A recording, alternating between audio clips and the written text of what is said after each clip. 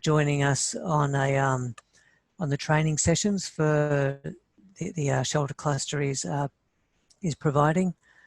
We very much appreciate your time and your attendance. It is always our intention to provide some good training sessions for you so that the site planning designs that you prepare can be the best for the beneficiaries as well. Okay, so today we're going to be talking about settlement planning, three elements to do with settlement planning, working with topography and contours, existing site elements and conditions, and also components that make up an IDP settlement. So the main resource that I used in preparing this training session is the UNHCR handbook. There is a link in the session, as you can see there. Andrea will post a link in the chat during the session. Yeah, it is already in the chat. I put it yet. Oh, fantastic! Thanks, Andrea. So please have a look at that, because that contains a lot of information, a lot more that I've been able to pick out for this training session. So, and also there's another resource that I'll put an image up there on the outline, being the document called Site Planning Guidance to Reduce the Risk of Gender-Based Violence. So that's a really important resource, and that is available on the Shelter Cluster website as well. So please have a look at that and avail yourself to that as well. So just again, there's the link there. So refugees and also IDPs are usually, when we talk about planned settlements, we're looking at purpose-built sites, purpose-built camps, planned and managed with humanitarian assistance, centralised. So there's an image of one of the Syrian refugee camps that was in Turkey. I believe that one's closed down now. But as you can see there in that image, really formal, really formalised, with tents, service corridors, and also other elements to do with the in the camp, which we'll get to shortly later on, being camp management areas, women-friendly spaces, and so forth. So just in terms of responding to the existing site conditions, we can see that the one of the very important elements to note is that the site doesn't stop at the boundaries.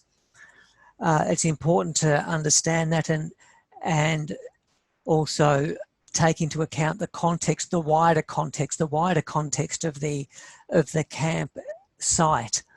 And that can also incorporate elements like existing roads, where the existing roads coming through and where the existing roads are coming from. Natural area, national reserves, adjoining grave sites and so forth. Buffer zones, wetlands and floodplains, steep slopes. The properties of the soil. Is the soil absorbent or is it very rocky? It's important to reduce the limits of clearing and grading, and also fit the design into the existing terrain. That's an incredibly important point, which we'll be talking about a fair bit. And creative development design and natural drainage ways. And we'll have a look at each one of those briefly before we then move on to the elements that make up a IDP settlement. So just briefly, a bit of text to look at shortly, then we'll get on to some explanation, some images. So basically we can understand that the topography of the land should permit easy drainage, and the site should be located above the flood level. If it's rocky, if the soil is too rocky, best to avoid that, although we also understand that sometimes we're limited with the sites that the government provides us with. So, you know, there's a trade-off there, and we understand that. And where possible, steep slopes should be avoided. In the case of Cox's Bazar in Bangladesh, they're incredibly hard to avoid steep slope. That whole area is steep, but we should try to avoid that as well, avoid the steep slopes. Ideally, we should have a slope of 2 to 4% for good drainage, and really not more than 10%, although understanding it's hard to avoid that sometimes. and areas that become likely to become marshy or waterlogged during the rainy season, we should avoid those, and consult with the host communities. The host communities are an incredible resource, and we can really make use of what the host communities have to say in terms of how the soil responds to and how the land is should be treated. The subsoil should permit good infiltration and permit the soil to absorb the water and retain solids in terms of pit latrines and so forth.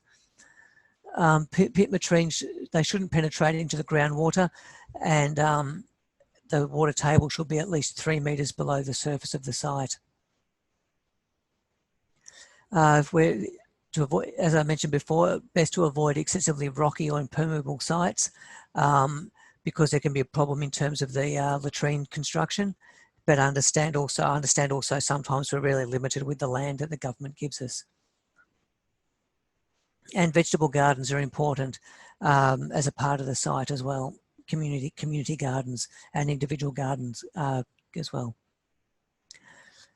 In terms of responding to existing topography, it's important to work with the contours.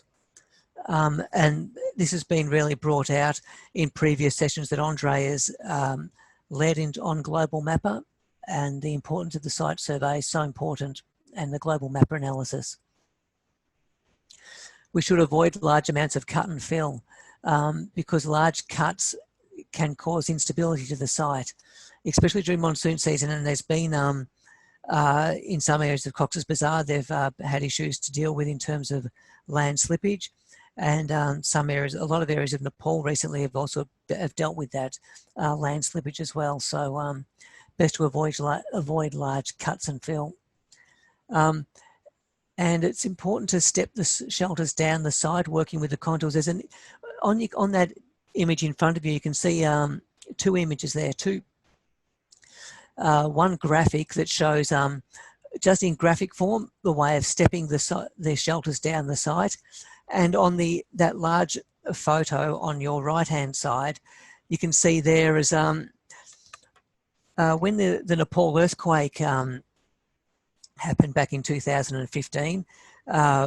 The NGO that I was working for at the time was we were involved with providing some winterization program for some of the shelters some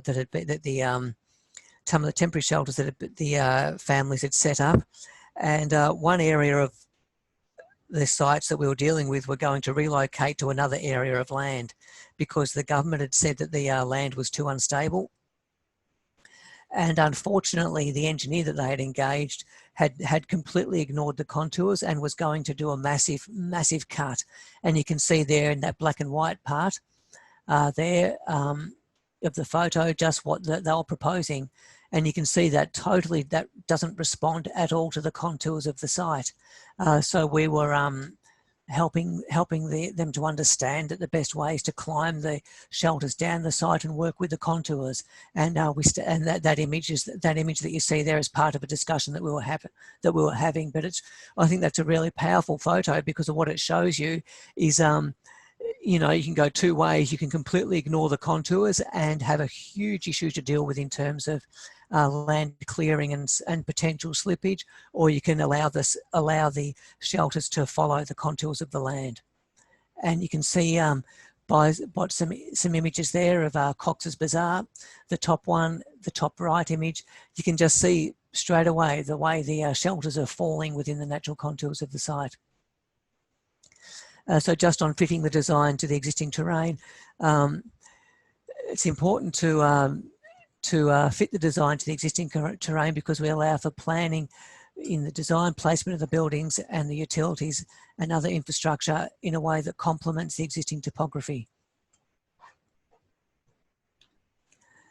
Just on other areas now, and Andrea, please step in and speak to any of these if you feel you would like to. Just the natural area, national reserves. What we can see here are the areas, the buffer areas that can sometimes form around the site in terms of adjoining forest, adjoining buffer zones, adjoining vegetation, creeks and streams, we can see that they are buffer zones and natural areas where your camp would fit in between. These areas are sometimes difficult to build in. One of the refugee camps in Nepal, which I'll show some images of shortly, they were allowed to occupy an area of forest, but that had very strict guidelines by the Forest User Group Association. The government body had very strict guidelines on how they were to use the forest. Wetlands and floods, these are areas that are saturated by surface water. So we can see some of these areas are very hard to build on. So best avoid to build a building on these wetlands. And also the wetlands can provide a really good source of natural flora and fauna, and very good for the environment as well. Steep slopes. These areas can occur on hillsides or ridges, and usually around about 15%. Again, hard to build on. In terms of the Cox's Bazar, that's hard to avoid that. Maybe I can intervene for steep slopes. Please. Okay, you cannot build a shelter on that, but still you can use those areas for other purpose, like Cox's Bazar. We used to appoint them for a graveyard, a cemetery. So all the steep hill, they were actually cemetery at the end. So you can still use them somehow. Thanks, Andrea. Much appreciated. In terms of environment and vegetation, it's important to ensure the site has sufficient ground cover. The vegetation provides shade and protection from the wind and reduces dust. That notion of visual relief by landscape is incredibly important. When the eyes look around the whole camp and they see some greenery, it's very sort of good for the inhabitants. They can provide shade, areas of focus, areas where people can sit under, and so forth. And dust clouds can often cause respiratory disease. So if the area has no natural ventilation and is a real dust bowl, sometimes it's better to avoid that. Can I intervene, David? Please, yes. From the first point, the ground cover vegetation, it's not a passive observation that you have to do, but when you are planning a new site, it might be worth to ask for an extra budget for vegetation, for reforestation, or doing it green somehow. And the donor, they might understand the need of keeping the site green if you prepare a nice proposal together with the shelter construction. Thanks, Andrea. The issue of firewood is if the beneficiaries are not using gas, if they are using firewood, it's important to work with the local authorities, the local forestry authority, in conjunction with the host community to negotiate firewood for the beneficiaries. And that's one of the issues that we had in Nepal as well, the forest being stripped bare. Just on the soil, the soil properties are very, very important in part of the, in terms of, as we mentioned before, the drainage of the site, the permeability of the site, how the latrines are dealt with, and how the pit latrines are also worked out in the soil table. So there also may be some contamination that needs to be dealt with as well. So that the soil itself is a very important part of planning. And just on that, we need to ensure with regard to reducing the limits of clearing, it's important to understand that by over clearing a site, that itself has problems in terms of damage to the ecosystem, damage to the soil. You may get erosion, you'll get salt leaching up, and a whole lot of property issues as well in terms of over clearing of the site. And as we mentioned before, greenery can be a really healthy component of the site in terms of visual relief. And just on the two last issues in terms of this part of the site analysis, it's important to understand that before I get on to creative development, natural drainage ways. The natural drainage, as Andrea was mentioned the other week with the... David? Sorry, yes? You are going fast, David, please. Oh, sorry, I really apologise for that. Thank you. In terms of natural drainage ways, we had the session on flood analysis and site analysis through Global Mapper and the terrain and watershedding. These are incredibly important areas where your planning principles will really come into place in terms of not being able to being able to assess whether water is coming through, so that you don't put shelters on those areas, shelters on that part of the site. And so that the flooding can also be mitigated of the shelters as well. The creative development design, that's a planning principle that can be used to reduce the amount of impervious cover on a project site. In other words, we don't want a lot of hard surface area. That can be mitigated through green areas, open spaces, and also allowing the soil to absorb that water as well. So I've just put in, just in this presentation, we all know these minimum standards. I've just placed these in here for the future further discussions we go forward. The 45 metres squared per person, that's ideal, but also we understand that the context might not permit that as well. And we can see the gradients and drainage that we've already talked about. This is something I really want to highlight moving forward now as we go into the rest of the presentation. The typical settlement planning modules, as we move from a family to a community to a block to a sector, then the overall settlement, we can see how well, we've got one family, and then 16 families form a community, 16 communities form a block, and then four blocks form a sector, and so forth, and then 4 sectors usually form a settlement. And that's how the hierarchy of how the camp works. And we can really see, if we look at some images of the Zatari camp in Jordan, how the evolution of the camp.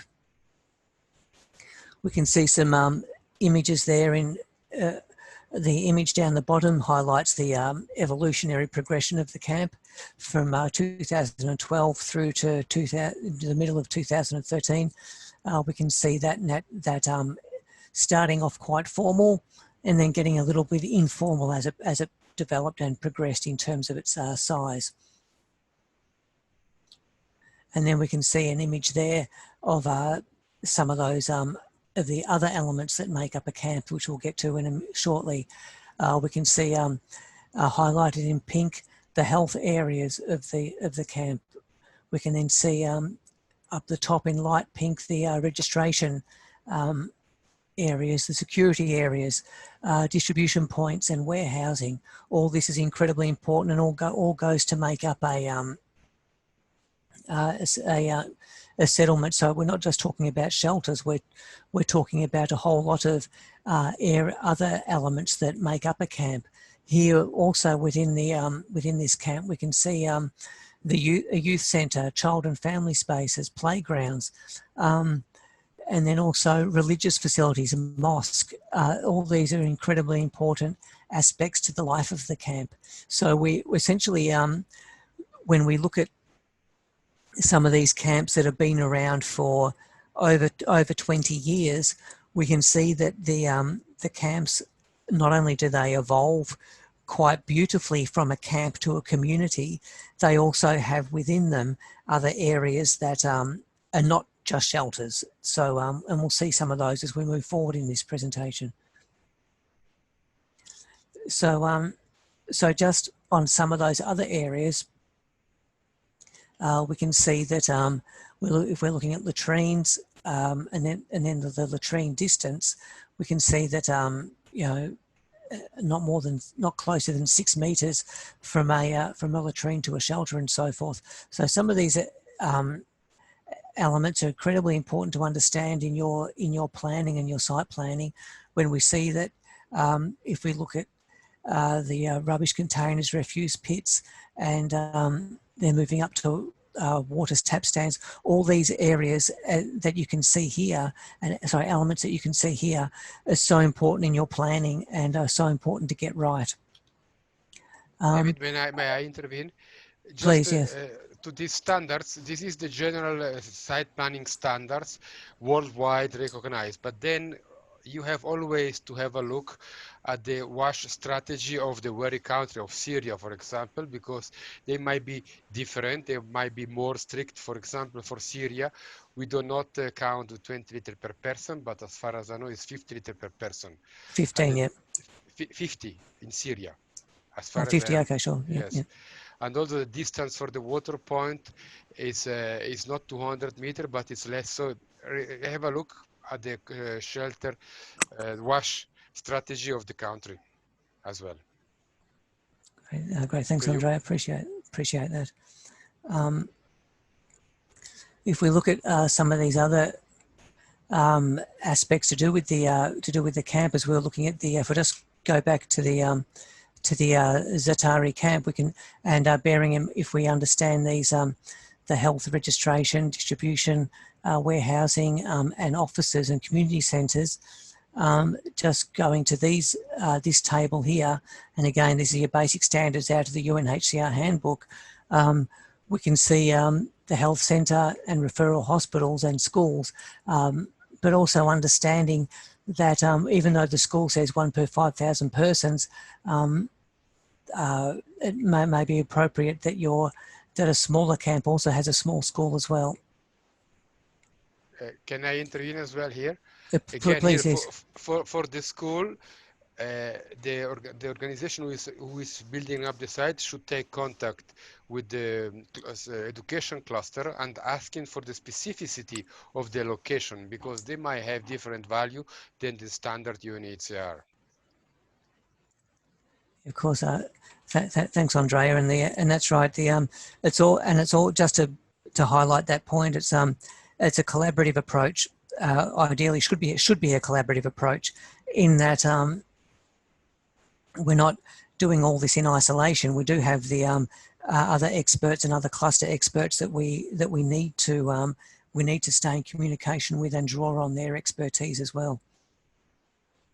And just some other considerations, not only warehouse storing and school tents, but cemetery and mortuary. Whereabouts you're going to place your cemetery, your mortuary, and also your places of worship as well.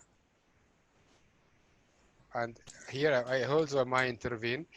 The yeah, cemetery, please. especially, I have realized based on my experience that best is to ask the IDP or the refugee where they want the cemetery, because not all the site might be adapted for a cemetery, and you and me as a stranger, I will not understand the local specificity. So in Bangladesh, we were always identifying cemetery with the local population and with the IDPs. Great, thanks, and that again, that also highlights the necessity of the community participation approach in planning the camp and planning the site. Just some images now, which I've placed in for interest and example. We can see back in 1993 the camp in Nepal, the Baldangi refugee camp. We can see how congested that is. So that camp is actually this year 2020 marked the point where the UNHCR have taken a bigger step back and step out of the camp, because it's now fully evolved into a community. But it's just interesting to highlight these are plans of the camp, where we can see here some of the warehousing, the school in that location, and the distribution points, and so forth, and the warehouse, and just here the camp officers and administration.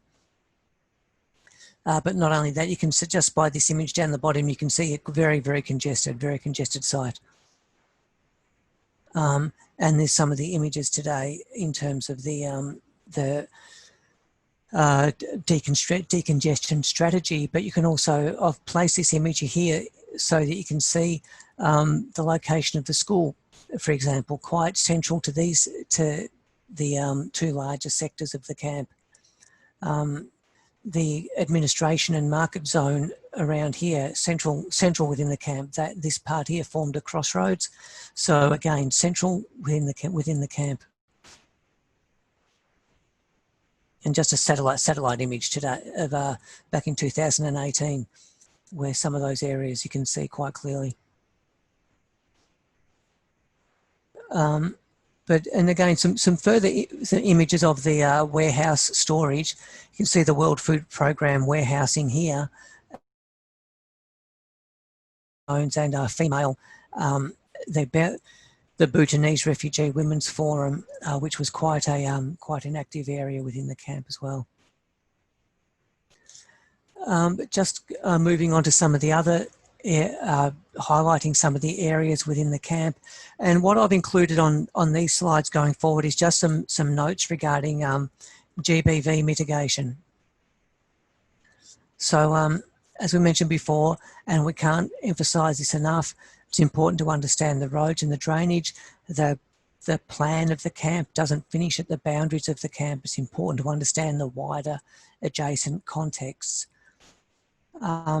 Water and flora and host community, incredibly important considerations in terms of planning, but also one very important aspect is to plan for closure.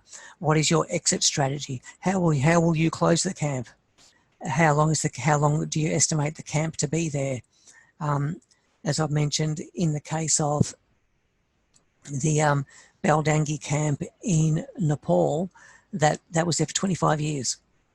And that's really interesting, because you're looking at generation, people who have been born in the camp, grown up in the camp, married within the camp, and had their own children within the camp. So this whole intergenerational growth within the camp, and through that, the evolution of the camp to a community. And one GBV mitigation note, if the inhabitants of the camp haven't arrived, the host women and girls of the host community can be a valuable source of information about the area surrounding the intended camp. Just to understand that the camp is a network of facilities, roads and shelters, and the shelters, as we've mentioned, the shelters are combined into blocks into sectors. And the camp is made up of many elements, not just a shelter, and we're going to look at some of these in more detail now. And just in terms of GBV mitigation, careful consideration of the placement of these elements can help to reduce GBV. So incorporating the shelters into clusters, enabling the mutual support network, teamwork and watchful eyes is incredibly important.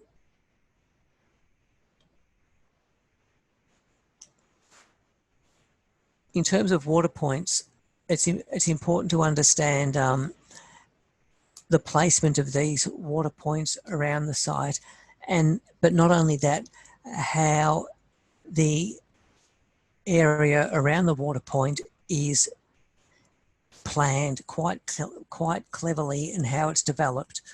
The last thing we want is a water point that is seen to be owned by somebody. So the water point where you may have an area beside the water point where people can wait for water, where there's an area of shade maybe, where people are not queuing for so long, and the time limit on queuing is important. That also to do with flow rate of the water. Just to understand that, to locate the water points in the places where it's safe access by everybody, and distribution in the camp evenly, and so to understand some GBV mitigation points as well. Water points important to be at open areas, providing many watchful eyes, so many people that can look and watch the water point and what's happening there, what's going on, and not only common seating and market stalls, but also lights surrounding the water point and paths. The paths to the water point being lit, and also the water point ideally being lit as well. Can I add something about the water point? Please. Yes, it's very important that the water point are carefully planned, and that, like you were saying, lights around and close, many eye watching it. But at the other end, you have to be careful and not to put water point, for example, close to a pub or where people drinks water, because this might cause trouble, because women are obliged to take the water and the drunk men are looking at the woman. Maybe it is not the case of Syria, but it can be a problem. And another point, another thing about water point that I have observed in Syria, that the organization tends to put a lot of water points, a lot of small container, 1,000 liter, which is fine because they are not, the IDP do not have to walk too much. On the other end, it takes really a long time for the water truck to fill those water points. In the example we have seen last week, we had 55 water points for 2,000 liter of water, 2,000 liter of water. So the truck would spend the whole day just to fill the points, and this is not possible probably. So we have to find an equilibrium between number of water points and location on water point. To you back, David. Yeah, great. Thanks, Andrea. Much appreciated. Yeah, incredibly important, the points that Andrea raised there. Paths and roads. In terms of planning out the paths and the paths in the secondary paths aside from the roads as well, it's important to understand that straight paths allowing for large people to walk in groups, and large bags to be carried in groups as well, and paths can also double up as fire breaks. Again, getting back to the 30-metre fire break for every 300 metres of shelter, those paths can double up as a fire breaks, and you can also form the drainage channels alongside the paths as well. And in terms of a GBV mitigation point, the straight wide paths allow women to see ahead and what's going on ahead, further up the path, and what's happening. If there are any threats or anything at a distance that could pose as a threat.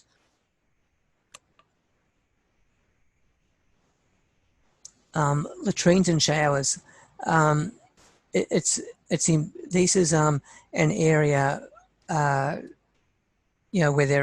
there are some very, very basic standards that need to be adhered to, but also some things can be contextual as well. Obviously, during the emergency phase, we have defecation areas that become shared toilets, and using that, the ratio of shared toilet being 1 to 20, and then as soon as possible, in ideal situations, that toilet being those ratio numbers being reduced to as small as possible. Ideally, one per family, but we understand the realistic nature of that. 1 to 20 being a minimum, and obviously if we can reduce that, that's better as well. important to understand or to note that the bottom of the pit has to be about 1.8 metres minimum above the water table, and these are identified within sphere. So please avail yourself to sphere and have a look at that and understand that. When we're working in the Baldangi camp in Nepal, we for the new areas that were being constructed and planned, we had to understand that. That we had to measure the water table. We were quite fortunate that the not too far away there was a water borehole station, so we were able to measure the water table and then make sure that the pit accordingly wasn't above wasn't below the water table there. In terms of GBV mitigation strategies, we can understand that safety around the toilets and access to the toilets is one of the main safety concerns that is constantly relayed to our protection colleagues.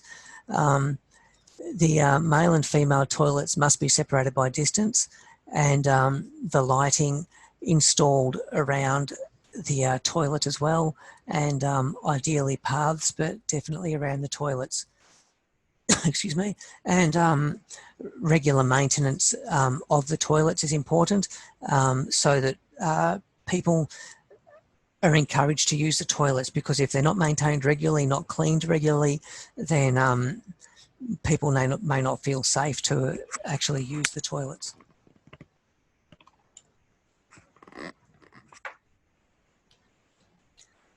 Schools. Ideally placed in the centre of the camp so that walking distance is equitable for all sectors.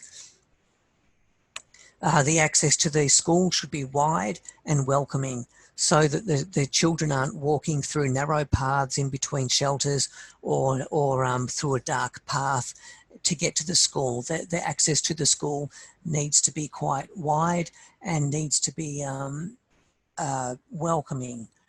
And the distance is important. In terms of GBV mitigation points for the school itself, as I mentioned, ensure the paths are wide enough to for children to walk together in groups, open space around the school, and ensuring that there are multiple paths that lead to the school. All these are important to understand that that the safety of the children is a primary concern, and the children need to feel safe, not only as they move around the camp, but also as they move to the school and within the school as well. And the images you can see there are images of the school within the Baldangi camp in Nepal.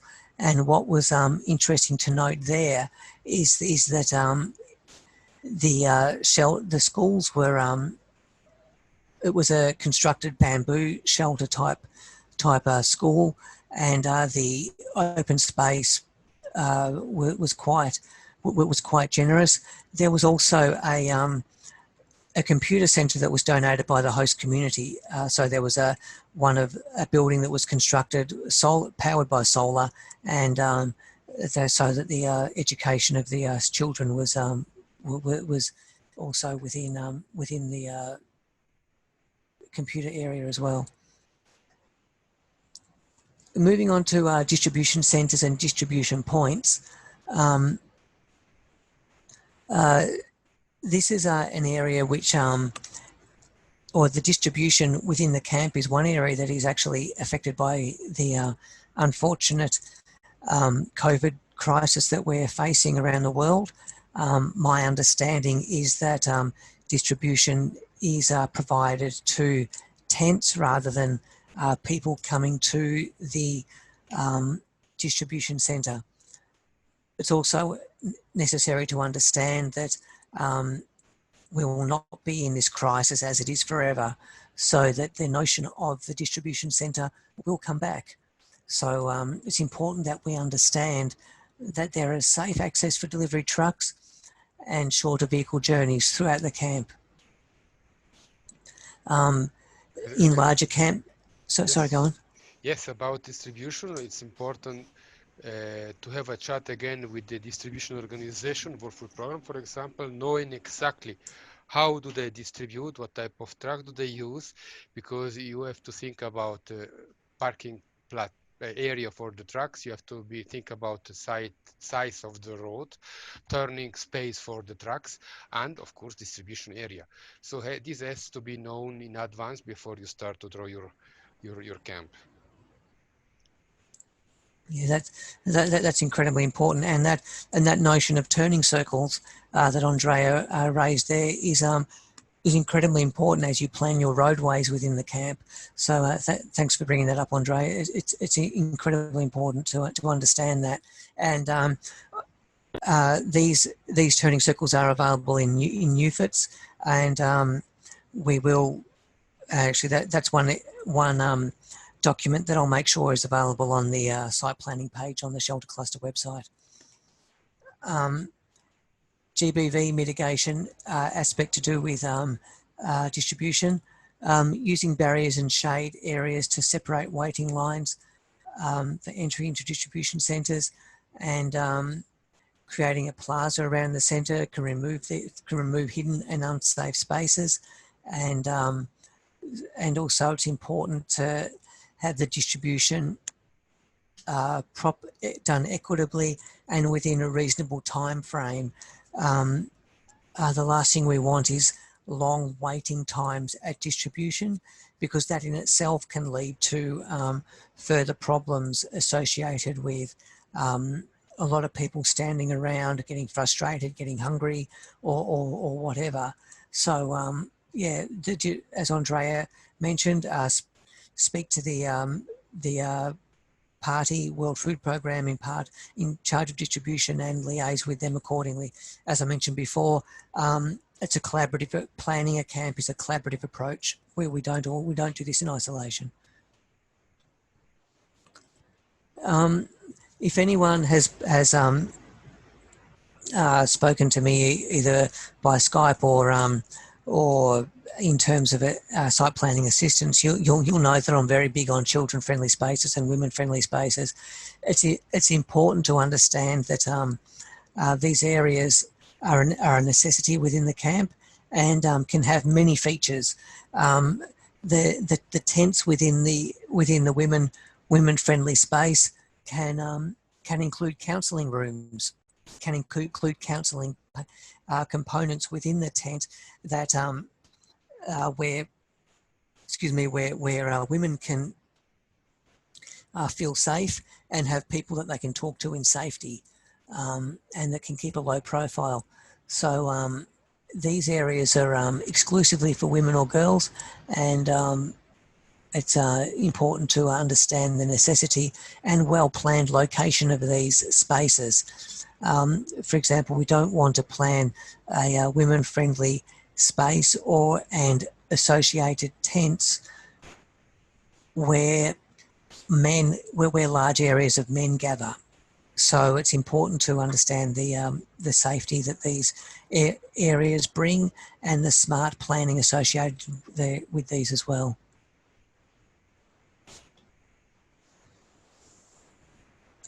Okay, admin buildings and admin centres,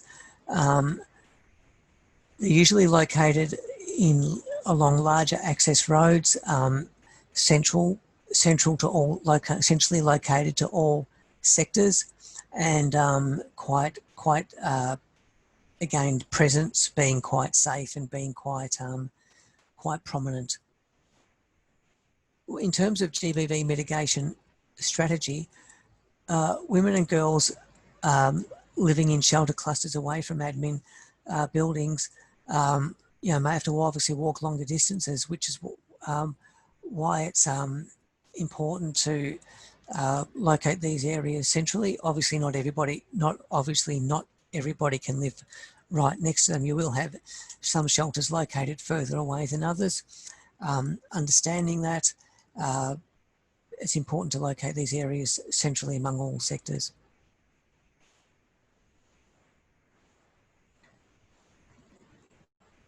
Okay, the main entrance of the camp.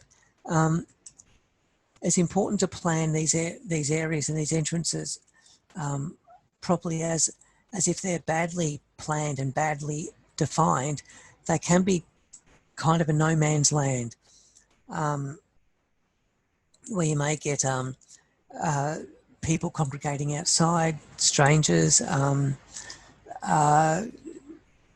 taxi drivers or drivers of trucks are usually men, so that there may be issues associated with that, and so one strategy of mitigating any GBV issues would be to provide secure waiting areas, wide entrance gates. The main path, the main access road into the camp needs to be quite wide and very wide, and a security post obviously next to the main entry.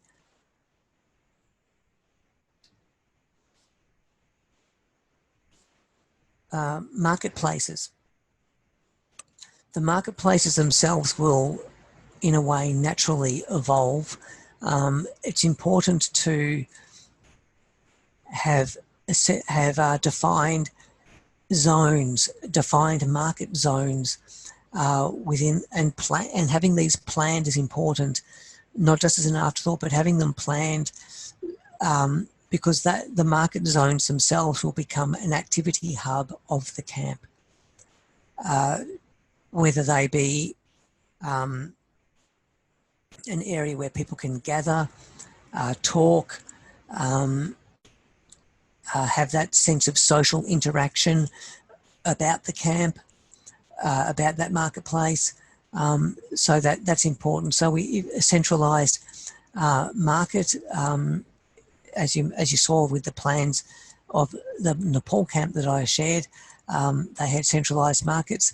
And also, there are other ways to do a market. There may be stalls within the shelters. There may be a little window or an area adjacent to the shelter, which is also a little shop of some sort.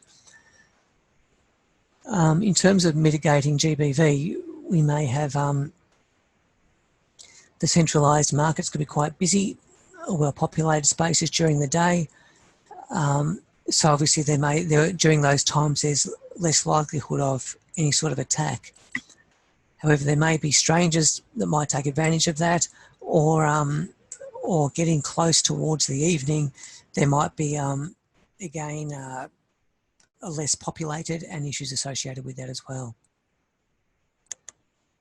So I think it's important to design a zone for your camp, for the market. So in terms of key considerations, establishing the site and arranging from the government representative. Drainage is important. Working with, if the road access is damaged, work with the local authority to facilitate access. What are the immediate emergency needs? It's important to understand latrines and food and warehousing and shelter, of course. Is there any existing infrastructure and buildings that could be utilised? And what is beyond the camp? That notion of, it's incredibly important to understand that the camp doesn't stop at the boundary. Let's consider what's around the camp. And work as the final point at the bottom of that list, working with other cluster representatives is so important. As I mentioned, it's a collaborative approach. Everybody's in this working together for the benefit of the beneficiaries. And just camp life, from camp to community. It's important to understand that the camp evolves. These are some images of the Baldangi camp as it's evolved over the 25 years. You can see cafes that are set up, little dumpling houses, market zones quite active. So it's the camp evolves, and the camp will evolve naturally. And just some websites there as we open the floor for questions. Please avail yourself to the Shelter Cluster website, and please the UNHCR website also has some important information, but the Turkey Hub Shoulder Cluster website, there is a site planning page that has recently been set up. So please, please avail yourself to that. And we'll open the floor for any questions. Thank you very much, David. It was a very interesting presentation. I'm pretty sure if all the implementing partner and organization would consider all those points that you have mentioned, we would have much better sites than they are today. We wait a few minutes for any question in case of, and any suggestion. I would like to remember as well that this session has been recorded and will be by the end of the day and tomorrow on the YouTube channel. As well, this time we will have the Arabic version of this presentation. I don't know, David, if you could put this presentation as well on the shelter cluster website. It could be interesting, just as slides. Yes, we'll make sure these are available as well. Yes. We wait a few minutes more for any comments. Yeah, please, any, because you guys are implementing this on the ground. So again, any comments are more than welcome. We all work together for the benefit of the beneficiaries. So so please, any comments is more than welcome. As well, I would like to remember you that next week there will be a session about drainage, but not terrain analysis where to locate the drainage, but more how to dimension the drainage in function of the rain and the slope and the type of drainage. It will be next month. You are welcome, of course. And I feel that there is no question. David? No problem. Okay. Again, thank you all very much for attending this session. I hope it was useful to you. As we mentioned, both Andrea and myself are available for any collaboration, any comment, any questions. So please don't hesitate to reach out with any questions at all to do with site planning. So if that's if there's no other questions or comments, we'll draw this training session to a close. And again, thank you all for coming. Thank you to Mr. Asim for providing the Arabic interpretation. Again, apologies for speaking too fast. I am from Australia. We talk very fast down here. So apologies for talking too fast. But again, thank you for Mr. Asim for his assistance in the interpretation. Please avail yourself to the training session next week, which will be incredibly interesting as well. So thank you, and I wish you good evening and good night. Bye-bye. Thank you, David. Thank you a lot.